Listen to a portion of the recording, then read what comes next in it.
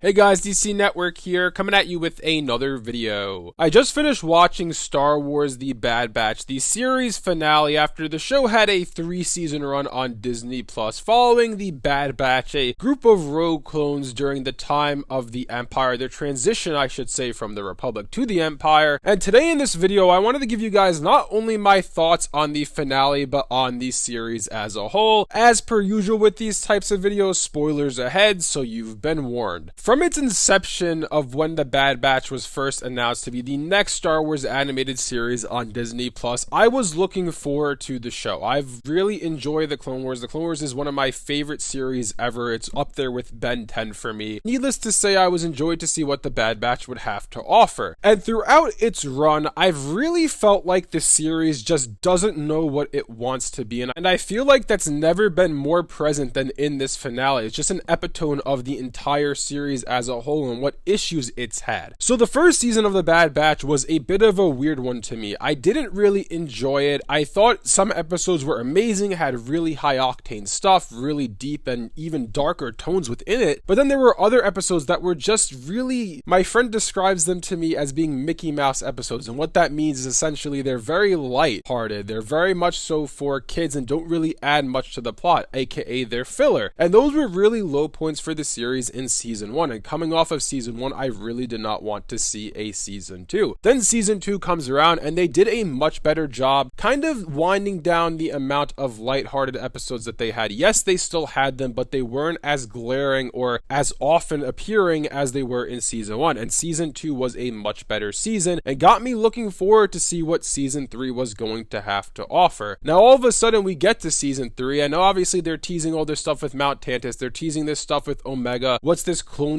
facility that they're using the Empire? What does the Emperor want with all of this stuff? And they're teasing all of this, and there's a lot of things that they've teased throughout the series, and they never really answered any of those questions. Like, what is so special about Omega? First of all, Omega is a clone of Jango Fett. Jango Fett is a guy. All the clones are guys. Why is Omega a girl? That is a question that people have had from day one of the series, and that has not been answered. There's something going on with Omega potentially being force sensitive. Her midichlorian count. Why is it that she is able to take these midichlorians from other specimens, and why is she able to take to them? Why is she going to be the vessel for Palpatine for Project Necromancer? That is something that is again never answered in this finale. Other questions we had are, for example, what happened to Commander Cody after we saw him in season 2? A question that never gets answered. What happens to Commander Wolf after we see him disobey orders in season 3? Again, another question unanswered. I could go on and on and on. What is so special about Clone X? What are the Clone X's? Are they the Phase 1 Dark Troopers? What are they? Again, a question that never gets answered. There was speculation throughout season 3 that Clone X2 could potentially be Tech, and that's something that I was riding on. They clearly showed that there was some significance to this character because they made it very clear to show that he didn't die, and again, that is a question that never got answered. I feel like The Bad Batch, as I said before, from its inception, from when it started in season 1, has kind of bordered on being a show for kids and a show meant for the people like me who grew up on the original Clone Wars, a show meant for older audiences. You have at times these really high peaks of The Bad Batch where they have some dark and serious tones that they're touching on, these really compelling story arcs, like for example, what's happening to the clones, the decommissioning of the clones, the destruction of Kamino. All of that stuff was great, but then you have the low points, the valleys that are the episodes, such as when they go to Ryloth to visit Hera as a kid, when they have the random racing episode in season 2, or even those 2 episodes in season 2 where there's a bunch of kids working for essentially a pirate and he's not giving them fair rations. These random episodes that really don't add anything to the show and really make me question why they are there. And again, this is all just capped off with the finale. The finale just proves everything I've been saying. Going into the finale, all of the questions that I threw forward before, and there's more questions beyond that, those are just the ones that come first in my mind. Another one, for example, is in season 3, episode 1, 2, or 3, the premiere, one of the first 3 episodes, they show that Palpatine's going to see what's in this red room in the vault. They never answered what's in that red room in the vault. Of course, we can infer that it's probably a Palpatine clone or a work-in-progress Palpatine clone, but we never get to see it. Nor do they ever answer, why do they have a Zillo Beast? What are they doing with the Zillo Beast? What are they experimenting upon? There's all these questions that remain unanswered, and it goes back to what exactly was the point of this show? A phrase that I love to use when doing reviews, and I know it's been a while while since I've done a review like this. What is the point of the story you're trying to tell me? What is the narrative you're trying to portray? And I feel like the Bad Batch, the writers of the show, don't have a fair answer to that question. As I said before, it borderlines on being this show with these weekly adventures for kids, just like a fun little adventure show, then to a series that has these deep, dark, and serious narratives that it's trying to tell, and it tries to border between the two of them, and it ends up just being a mess at the end of the day. Again, I do not know what this series is supposed to be. I don't know what it was meant to be. Why have Ventress come in randomly at season 3? What was the point of that? I genuinely do not know. They were teasing maybe Omega would go train with Ventress, but then at the end of the finale, we see that Omega joins the rebellion, which was a really cool scene, a really cool sequence to see. But what was the point of having Ventress appear then? What was the point of her being in the show at all? They do this all the time with different characters. Like, for example, Captain Rex has his, little legion of clone troopers that he's using to hopefully free the rest of the clones. They don't appear in the finale. They mention, hey, maybe we should call Rex, but then they never call them. So it's like, again, it's just like they have these story threads that they kind of thread throughout the series, but then they don't follow up on them. It's just these random, like, for example, the one episode with Fee in season 2 where they see this giant kind of robot creature and they're like, oh, this is from an ancient technology. They never follow up on that. It's just that Bad Batch has this thing where they like to introduce this cool idea, but then they decide not to follow up on it. And again, I just don't know what this show was meant to be. And it's really a shame too, because like, for example, from the get-go when this show started, people were speculating that they're going to liberate the clones. They're going to free the clones that are on Tantus. At the time, we didn't know they were on Tantus, but nevertheless, they're going to free all the clones. And they kind of did that, but then they all died. Not all of them died, obviously. In the last scene when they're on Pablo, you see a lot of clones are living there, but a lot of them just die immediately. And it's like, again, I'm just so confused by what this series was supposed to be. From the get-go, it's supposed to be a show following the Bad Batch, but it ends up being a show following the liberation of the clones, following the transition of the Republic to the Empire. It's a show that has so much going on in it that it doesn't really have a purpose, a narrative that it's trying to portray, and it ends up just becoming across as a muddied mess. It's a shame too, because like I said before, I really do feel like this show had some really high peaks that were phenomenal, but at the same time, the pitfalls, the valleys we go down are really, really low, and it ends up tainting the name of this series. I don't know what the solution would be here. Maybe if they shorten the show from being, the first 2 seasons, 16 episodes each, and the last one 15, maybe if they had like 10 episodes each, it would be a lot better. But still, it's just very confusing to me on what this show was supposed to be. One final thing I will say before signing off is, for example, like Clone X2 and Hemlock. They are the big bads for season 3, right? They are the big bads we're supposed to be following. Yet, how many times do they actually appear in season 3? Like, Clone X2 had a 5 to 6 episode span where he did not appear in an episode, and clearly this is a character of significance. This is a character that the writers want us to pay attention to, yet he barely appears in the season. So again, what is the point of all this? What is the point of these things you are trying to tell me? And yeah, it's just a muddy mess, and it's really a shame because I feel like the Bad Batch as a show itself, as I said before, has some really great high points, and they're points that I honestly would recommend any Star Wars fan watching, but the series as a whole is just a mess. It's like the writers couldn't decide what they wanted this show to be, and it really does show in the final product. My final review for the series, season 1 I thought was okay. It was setting the scene up for this show, but honestly, I did not want to see more after season 1 because it really wasn't all that great. Season 2, in my opinion, was such a bigger improvement upon what they put forward in season 1. It's kind of like with Star Wars Rebels. Star Wars Rebels, I thought season 1 was okay, season 2 was better, season 3 was good, and season 4 was phenomenal. That's something that I expected to happen here. Season 1 was okay, season 2 was better, but then season 3 was just such a letdown. It was such a disappointment. I won't go off saying it was bad. I won't go off saying it was okay. It was just there. It was just something that happened, and that's it. It's really a disappointment, and it really doesn't feel like they tied up this series. It just felt like I watched a random adventure every single week with these bigger, deeper narratives thrown in there here and there, coming across as, just like I said multiple times in this video, the story of the show itself just doesn't know what it wants to be, and it's a real shame. And I hope whatever show does replace this in the Star Wars animated space has a bit more purpose attached to it, and hopefully the writers know what they want to do with the show and we don't end up with another Bad Batch. Anyways, let me know in the comment section below what you guys think about all of this. What do you guys think about the Bad Batch series as a whole and this series finale? Do you agree with me that the show just doesn't know what it wants to be and it just comes across as being a muddied mess? If you guys enjoyed this video, be sure to leave a like and subscribe to see more content content like this from DC Network. Thanks for watching, and I'll see you guys next time.